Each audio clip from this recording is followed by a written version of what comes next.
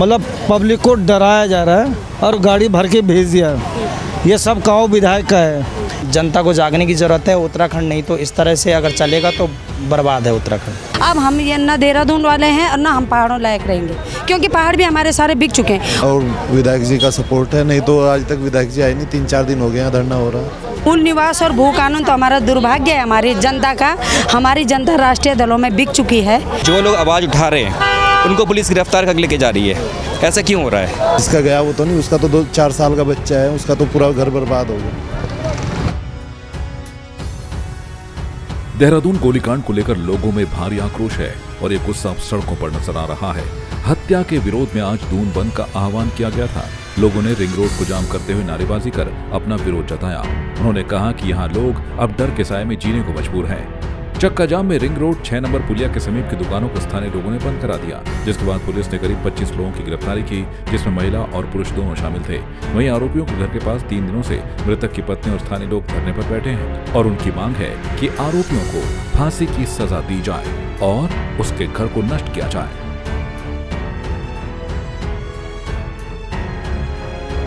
नमस्कार, आप देख रहे हैं संवाद 365 और मैं हूं आपके साथ चांदनी कुनियाल। देहरादून डोभाल चौक गोलीकांड जो है लगातार अब पीक पकड़ रहा है, क्योंकि जिस तरीके से ये गोलीकांड हुआ था उसके बाद से जो है पूरे प्रदेश भर में लोग जो है डरे हुए हैं और एक बार पुनः जो है इसके साथ साथ मूल निवास और भू कानून की मांग जो है तेज हो रही है। जी मैम, आप यहाँ पर पहुंचे, अभी थोड़ी देर पहले यहाँ पर जो है काफी लोग पहुंचे हुए थे, क्या कुछ हुआ थोड़ा विस्तार से बताएं।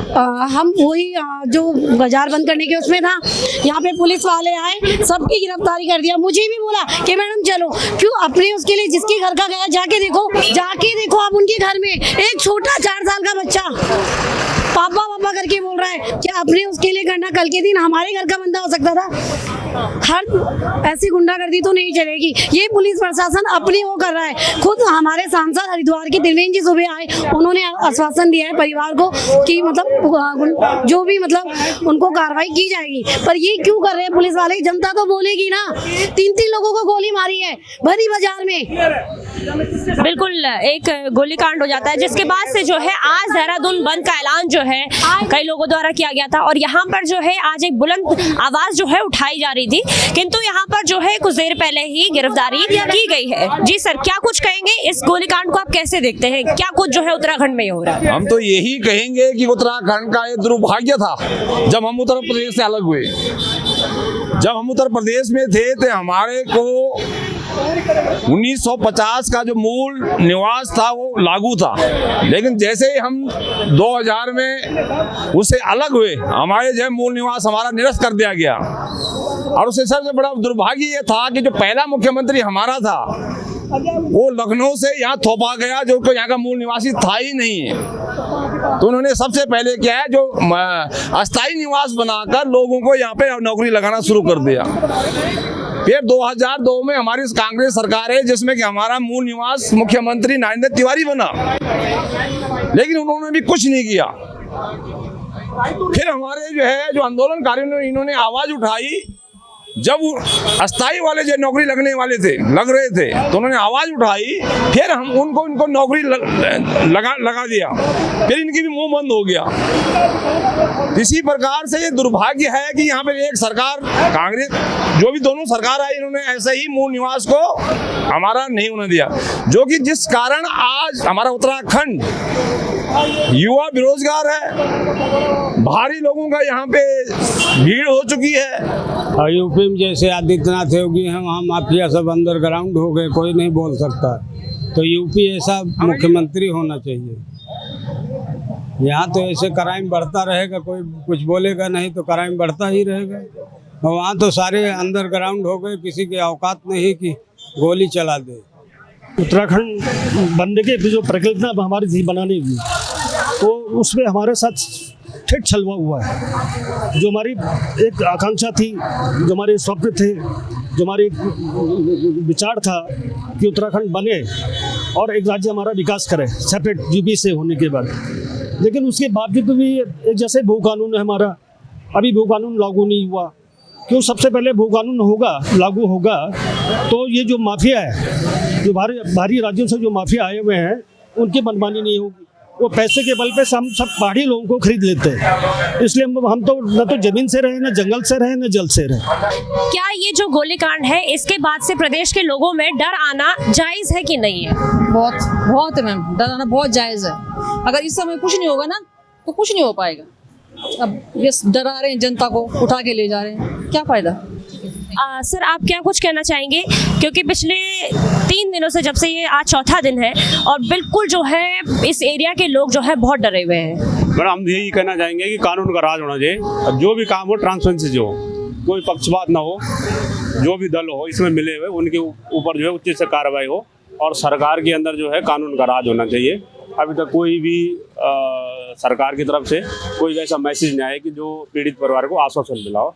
हम तो यही कहेंगे कि ट्रांसपेरेंसी हो और क्लियरिटी से काम हो और कानून का राज हो। सर आपसे थोड़ा ये जानना चाहेंगे, जो भारद्वाज जो है यहाँ पे नाम निकल के आ रहा है, ये व्यक्ति कहाँ से ये केस जुड़ता है, क्या कुछ इसके तार है? क्योंकि आप पहले दिन से बताया जा रहा है कि यहाँ पर आप लगे हुए हैं, थोड़ा सा इसकी विस्तार से जानकारी। मैडम इसके बारे में हमने भी 1 आध साल से सुना है, लेकिन जो भी सुना है इसके बारे में लोग जो है इसके बारे में बहुत ही गलत है। वो है भी इस प्रकार के व्यक्ति जो है ये बिना किसी उसके लोगों को इतना महंगे परसेंट पे ब्याज देता था, 10% 12% पे लोगों को ब्याज देते हैं। बाहर से अपराधियों को अपने यहाँ बुलाता है, उनको संरक्षण देता है। हर महीने इसके यहाँ नए एक 2 अपराधी आते हैं, ऐसे आते हैं जिन्होंने 2 3 मर्डर कर रखे हैं। ऐसे लोगों को ये साथ लेके यार हमारे जो यहाँ उत्तराखंड में पहाड़ी लोग हैं जो है निर्दोष लोग जो है उनके साथ इस प्रकार से अत्याचार जो इसने किया है ये हम लोग नहीं बर्दाश्त करेंगे।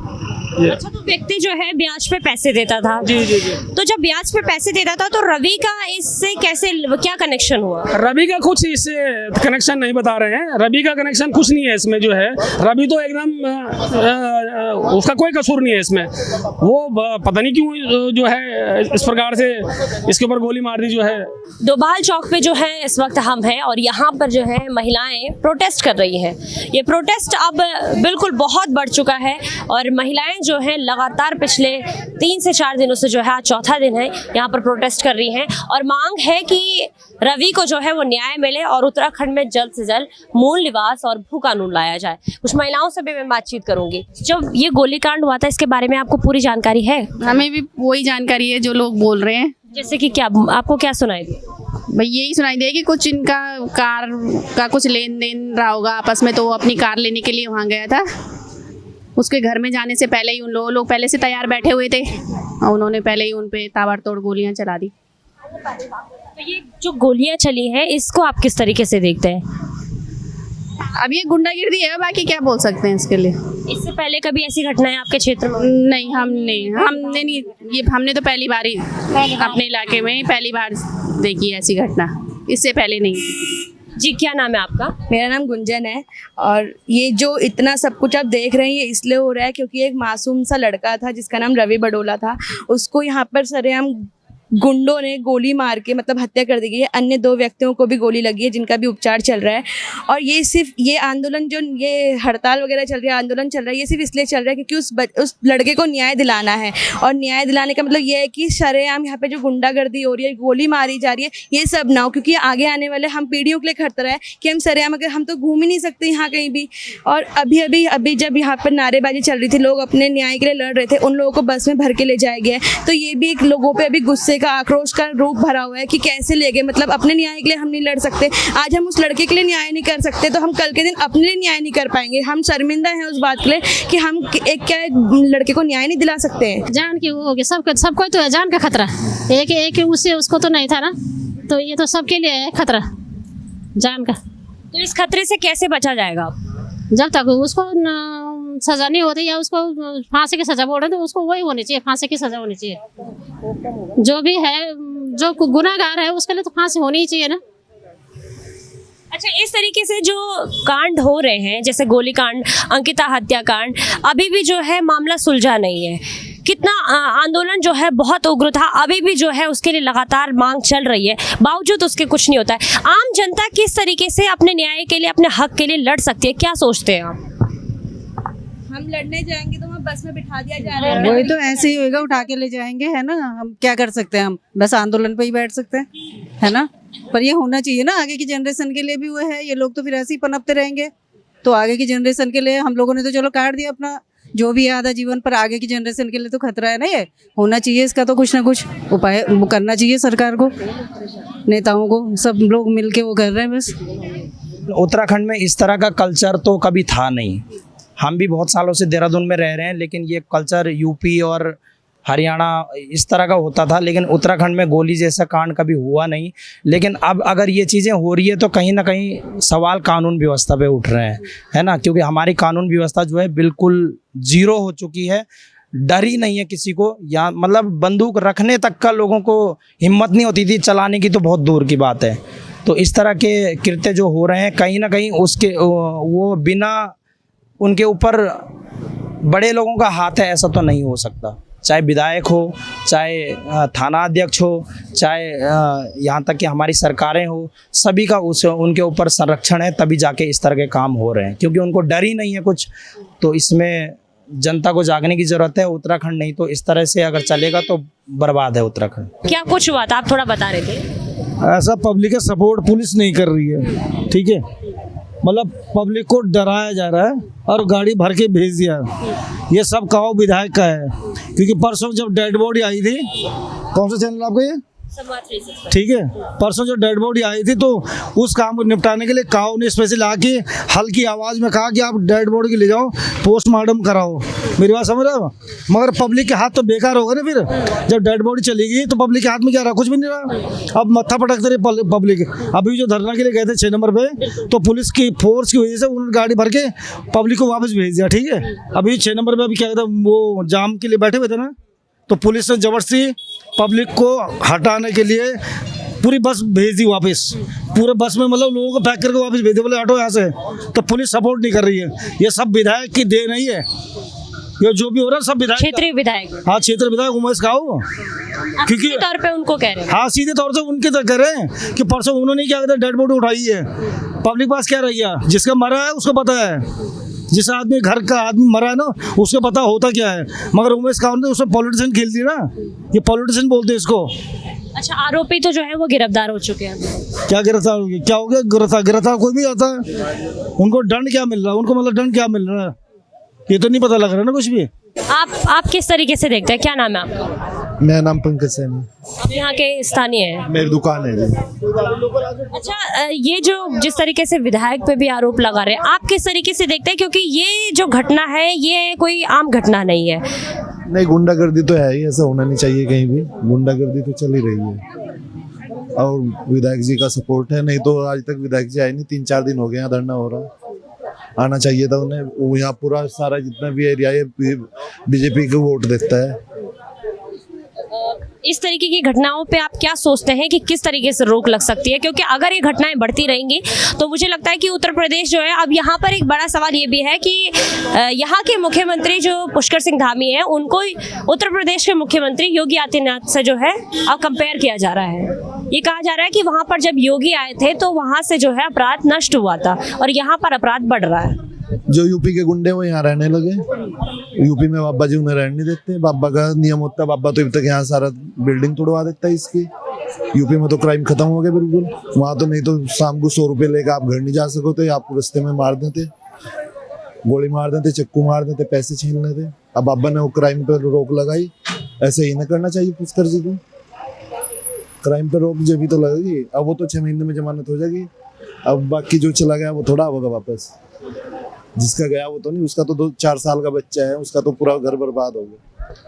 इस क्षेत्र में ऐसा सुनते हैं कि 3 घर तो हमारी कॉलोनी में उसने बर्बाद कर रखे हैं, मतलब घर बेच के वो लोग अपना चले गए, बच्चे सड़क पे रह रहे हैं उनके।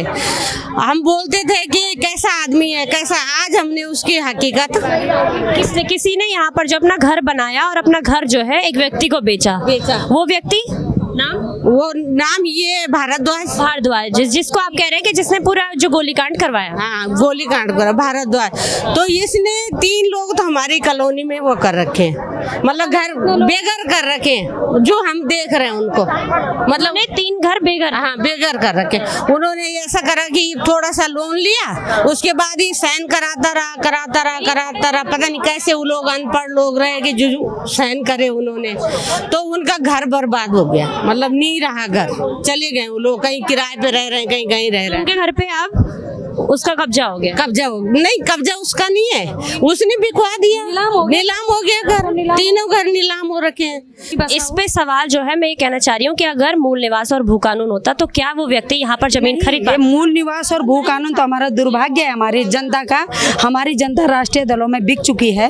नहीं तो ये अभी तो यहाँ डर रहे हैं ना, तो यहाँ तो हमारे चंद लोग चंद पैसों से चंद जमीन ले रखे।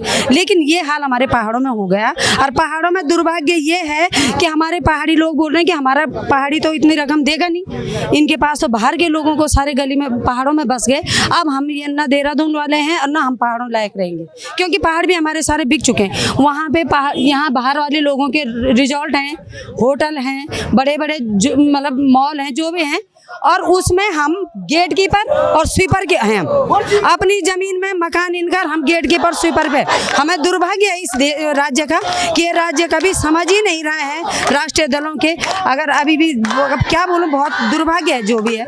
ऐसे में हमारे अभी भी यहाँ जो ये इतना बड़ा कांड हुआ, इसमें कम से कम 200 लोग वो भी उत्तराखंडी ही फंसे हैं, जो जमीन से भी हैं।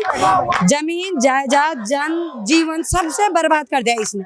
बहुत सारे ऐसे, और एक ही ये नहीं, बहुत बड़ा संगठन है इन लोगों का ना। और इसने भी जितने इसके साथ उग्रवादी हो सारे बाहर के, गढ़वाली एक नहीं है। बस गढ़वाली झांसे में है कि तू मेरे पैसे वहाँ ब्याज पे दिला, तू वहाँ ब्याज पे दिला। पहले तो सबसे पहले मैं सरकार से रिक्वेस्ट करती हूँ कि ऐसे जिसके कोई कमाई का धंधा ही नहीं है, उसका लाइसेंस कैसे बन गया ब्याज देने के लिए? कि ये फैक्ट्री चल रही है यहाँ पे, कोई कारोबार चल रहा है कि जिसके बलबूते पे वो ब्याज देता है?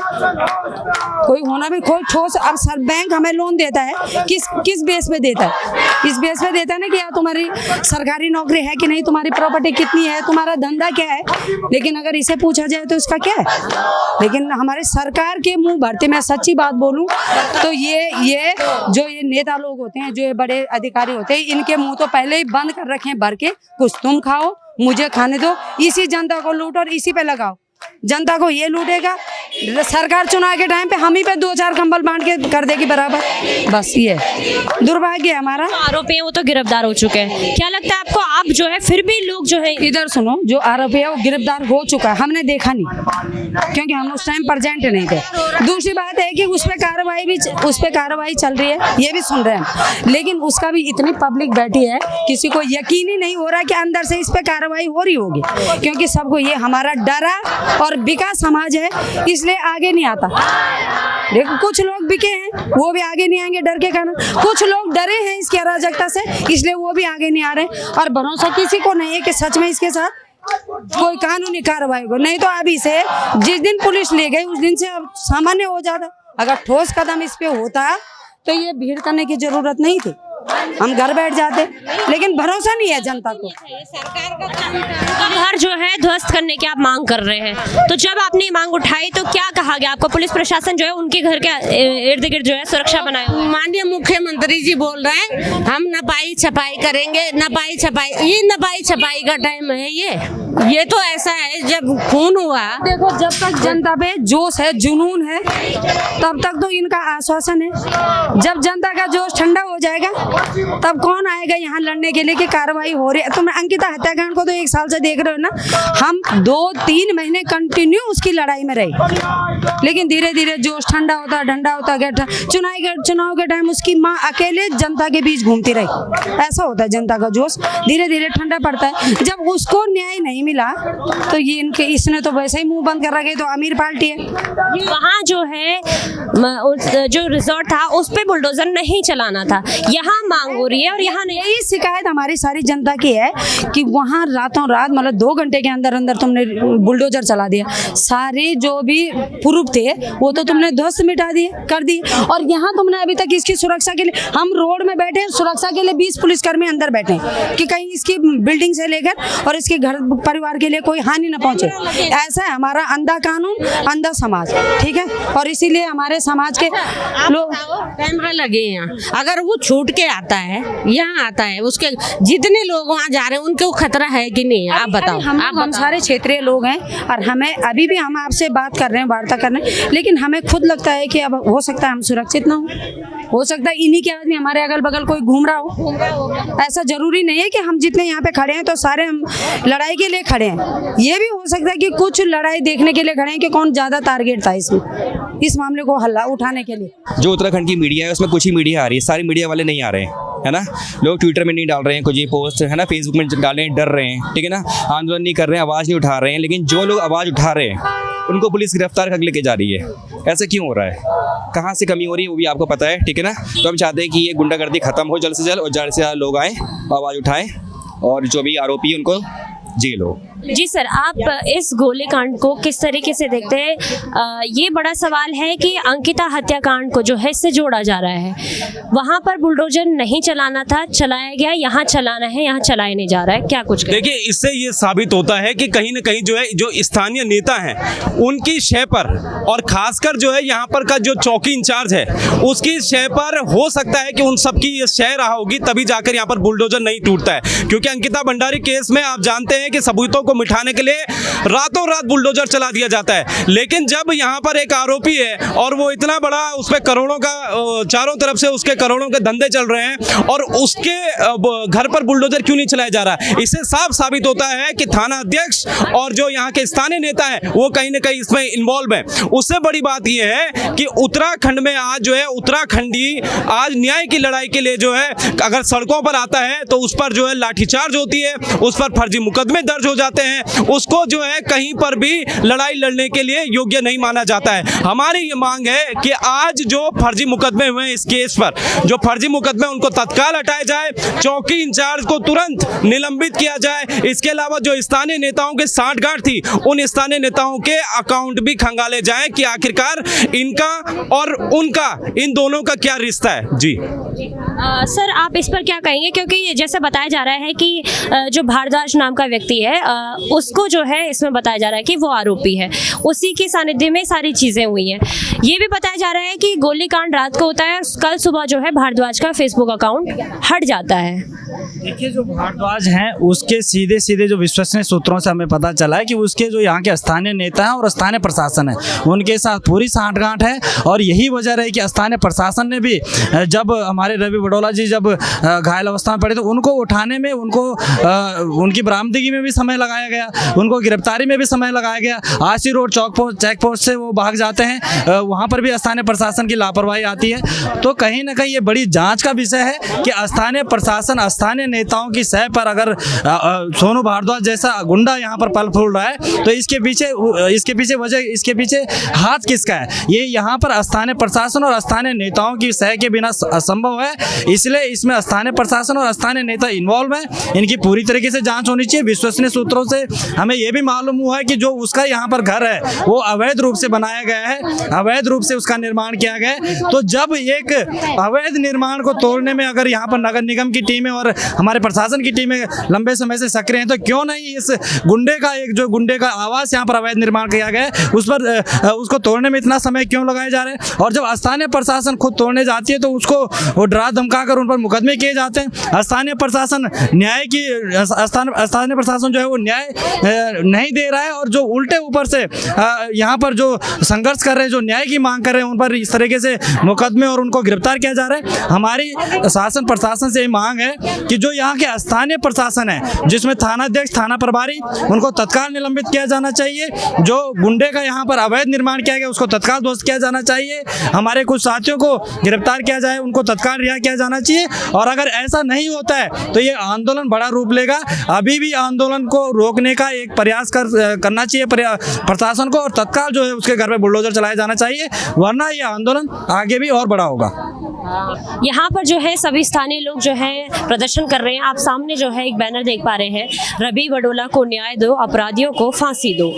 यहाँ पर जो है तमाम स्थानीय लोग हैं, महिलाएं हैं, पुरुष हैं। उत्तराखंड बहुगुणा जी भी यहाँ पर पहुंची हुए हैं, इनको समर्थन दे रही है और इस मांग को लेकर वो भी यहाँ पर बैठी हुई हैं। जी, अब मैम कैसे देखते हैं कि अभी जो है आरोपी अभी गिरफ्तार हो चुके हैं, उसके बाद जो है क्या लोगों की मांग है और क्या आप चाहते हैं?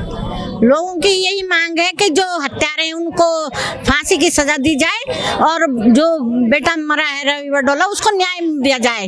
और एक रवि बडोला के साथ ही ये नहीं, ये उत्तराखंड में एक नियम सा बन गया है कि बेटियों की अस्मिता लूटी जाए और बच्चों को बेरोजगार रखे, इस तरह से उनको ठिकाने लगा जाए ताकि हम निष्फिक्र रहें और आज़ाद रहें। ये बिल्कुल गलत है। और ये जो जनता यहाँ पे इकट्ठा हुई है ये अपना उग्र रूप धारण कर देगी, क्योंकि ये एक घर छोड़ के एक घर में ये ऐसी समस्याएं आती जा रही हैं। किस चीज की समस्या, किस चीज की समस्या नहीं है, किस चीज की समस्या नहीं, पानी की समस्या है, रोजगार की समस्या है। और जिस तरह से अंकिता भंडारी केस में बुलडोजर चलाया गया था उसी तरह इस केस में भी बुलडोजर चलाया जाना चाहिए।